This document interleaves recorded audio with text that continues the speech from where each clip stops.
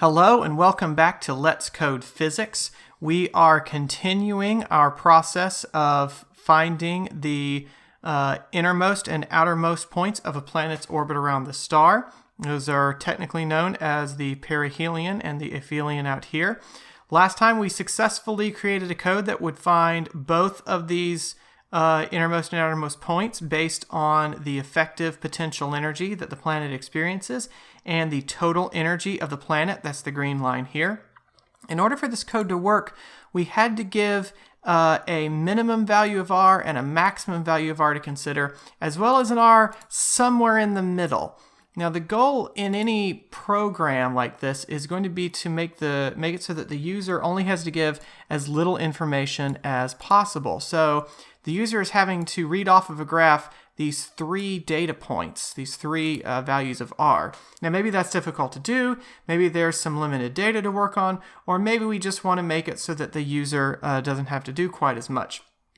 So what we notice is you've got an intersection here and an intersection here, which by definition means there has to be an extremum in here. In this case, it's got to be a minimum given the nature of the function. So what we're going to do now is we're going to have the code run another search to find this minimum. Now, of course, if you've had a calculus class, or if you want to listen to just a 10-second explanation, at a minimum of a function, the slope, the derivative of it, has to be equal to 0, right? It's got to be locally flat in order for it to be a local minimum. So what we're going to do now is we're going to add in another piece to the code to find the minimum of the function. Maybe I should just call that the effective potential energy, since it's not just any function. So in order to do that, what we need to do is we need to go through this entire process again and find where the derivative equals 0. So the first thing we're going to do is we're going to set up derivative of the effective potential energy, the EPE, I guess we could call it if we wanted to, V effective, VF. I was in another textbook that called it V primed earlier this week. Not to be confused with the derivative, which we are taking here. So yeah, that was probably confusing.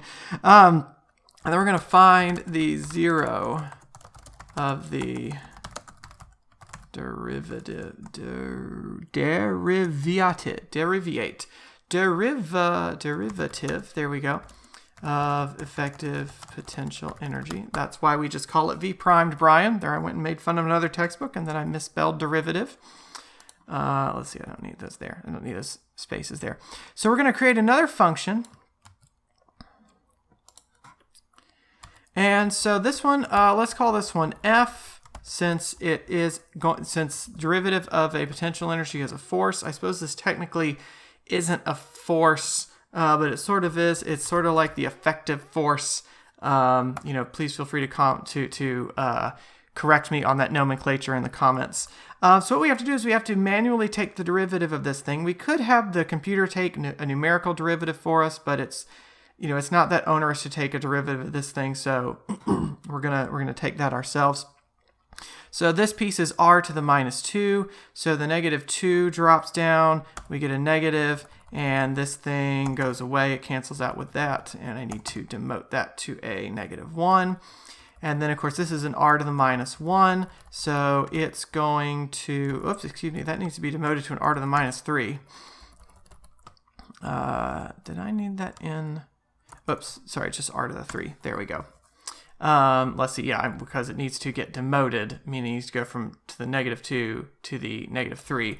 This one needs to go from being to the power negative 1 to the power negative 2, and it's going to pick up a positive here. Now, technically, if I wanted to call this the force is the negative derivative of the potential energy. So let's turn this one back to positive and this one back to negative, just so that if we wanted to call it the force later, we could. And now what we do is we find the 0 of the derivative of this thing. And so what we have to do is we have to come down here and just copy our, copy our loop again. So we're going to have this set up 3 times, once for the aphelion, once for the perihelion, and now once for the derivative, the force. And so I'm going to come up here, and let's see, my R left for this one needs to be the very minimum value. The right side needs to be the very maximum value, because the minimum could be anywhere between wherever I say the left is and wherever I say the right is, or at least hopefully. If I specify this is left and this is right, well then I'm not going to find any of the three successfully, which is a good way to test the code, is to see what happens if we get the inputs wrong. Okay, so since we're working with the force now instead of the potential energy, I need to change all these V's into F's. I'm going to change these V's into F's. So R left is R min, R right is R max. Good, good, good. So let's see, we're taking these. And, oh, I should change that from aphelion to minimum. Let's see, this is all still legit, but these V's need to become F's. The R's are still the same, because it's still the same spatial coordinate. Of course, I'd like to think all my coordinates are spatial. So that is F left, F mid, and so we are evaluating the force, not the potential energy. The force, not the potential energy. I know that energy is going to turn into something someday. It's got so much potential. Boy, that last video, I didn't hardly make any jokes or comments. Now they're rolling off. F mid and F effective. Yes. Okay. So we may as well print that in case it's of interest. So this is the minimum. Is at %F. Energy value is at %F. Okay. And so here. Oh, so actually, if we're interested in the energy value, not the force, then what we're interested in here is V mid and V effective. We don't care about the force anymore. So I'm glad I caught that one. So what'll happen now is, let's see, this is already being called R mid. So what I can do now is I can get rid of this R middle being specified up here. And what I can do now is call this R middle, call this V middle, V effective of R middle, right? So R middle, V middle, R middle. So let's call this one R middle because we're using R mid a few different times below. And so our aphelion now, I can just keep the code the same because I've already got that set up to look for the middle.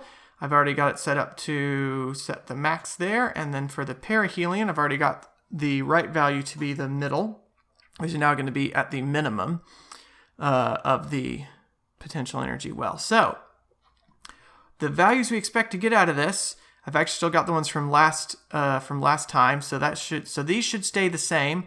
Aphelion should still come out to be 1.8. Perihelion should still come out to be 0.69. The minimum, it looks like, should be right at about 1 o'clock, 1.00, which is at about 7 o'clock on the screen. All right, no more mixing coordinate systems. Let's run this.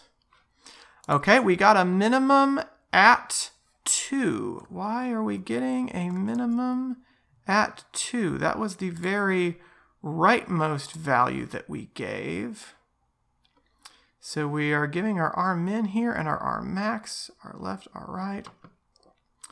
F left equals F effective of R left, F right equals F effective of R right. Let's see.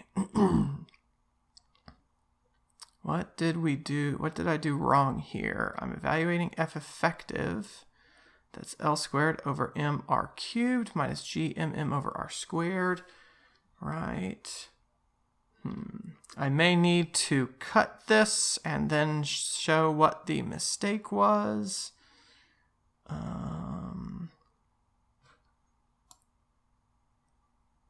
Oh, I found the mistake. Okay, so here's the mistake. We are trying to evaluate where F left equals 0, not where F left is compared with the energy. In fact, that is dimensionally incorrect. And my students, if you find this, please mention this in class that Dr. Lane got his units incorrect, like he's always telling you to watch out for. Mention that and you can get some extra credit in your class. Let's try that again. Run. Okay, and this time we got a minimum at 1. Let's see whether that matches up. We got a minimum at 1 of about an energy of 0.5. That looks about right. I don't know what happens to the numbers here on GNU plot. Yeah, no, they don't get better. And we got our aphelion of 1.80 like we did on the correct run, so just ignore the garbage right here. and we got a perihelion of 0.69, just like we got before. And again, we can make these more accurate if we just play with the tolerance value a little bit. Save and run. Yeah, so we get even more accurate results over here. Look at that, all the way out to 1, 2, 3, 4, 5, 6 decimal places. That is a thing of physics beauty. Okay, well, thank you very much for watching. Next time, we are going to take this code. We're going to plug in the values for Earth going around the sun, and we're going to see whether this thing actually works and tells us how our planet behaves. And then after that, we will take a look and play around with the effective potential energy function. We'll see what happens if we change this to something other than the gravitational force. Thanks so much for watching. See you next time. Bye-bye. I was going to say, have a great night, but then I said, see you next time. Yeah. Little Brian Regan going on there. Take luck. Take care of your luck with you. Good luck taking care of it.